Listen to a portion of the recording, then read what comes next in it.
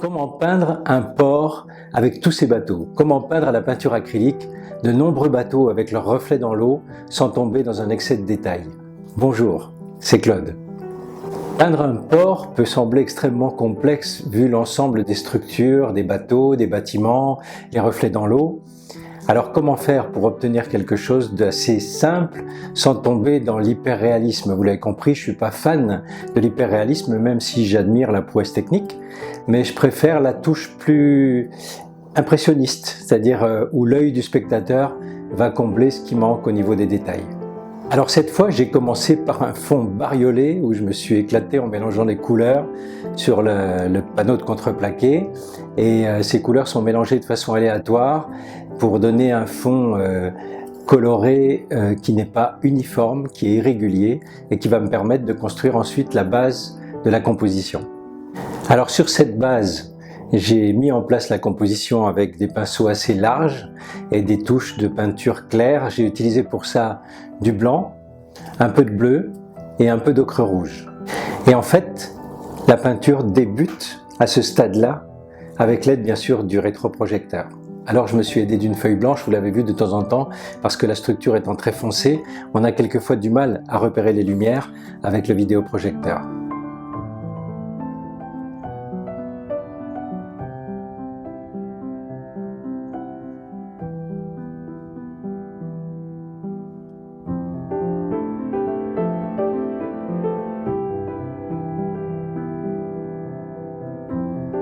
J'ai obtenu ça.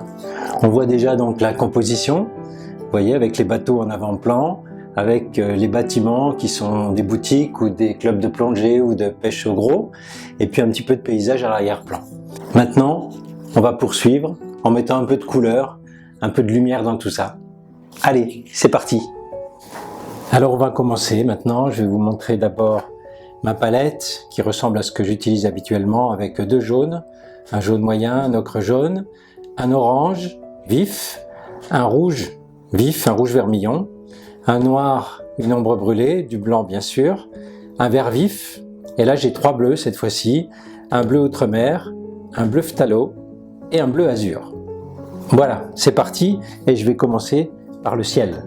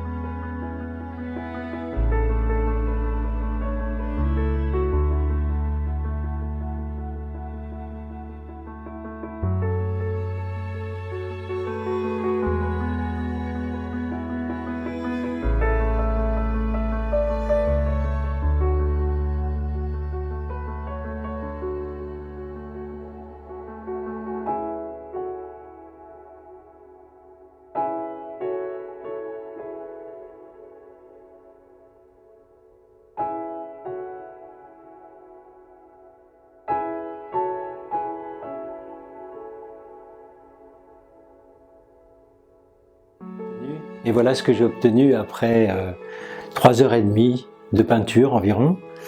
Vous le voyez, je suis resté assez sommaire dans les touches, y compris dans l'eau, dans le ciel, même sur les bateaux. Je ne suis pas rentré vraiment dans les détails, ce ne sont que des grosses touches côte à côte. Et on a quand même l'illusion d'un port avec les bateaux, enfin je l'espère, avec les reflets. Voilà, dites-moi ce que vous en pensez, mettez un pouce bleu si ça vous plaît. Voilà, donc cette peinture est assez particulière avec, vous l'avez compris, de nombreux détails qu'il a fallu simplifier à outrance pour obtenir juste une impression d'un port avec ses reflets, avec ses bateaux. Alors j'espère que cette vidéo vous plaira et que ça vous donnera envie d'essayer. Si c'est le cas, n'oubliez pas de vous abonner et d'activer la petite cloche en dessous pour ne pas rater les prochaines vidéos puisque j'en publie, vous le savez maintenant, plus d'une par semaine. Et comme je le dis toujours, à cet instant, c'est à vous de jouer à vos pinceaux. Bye bye!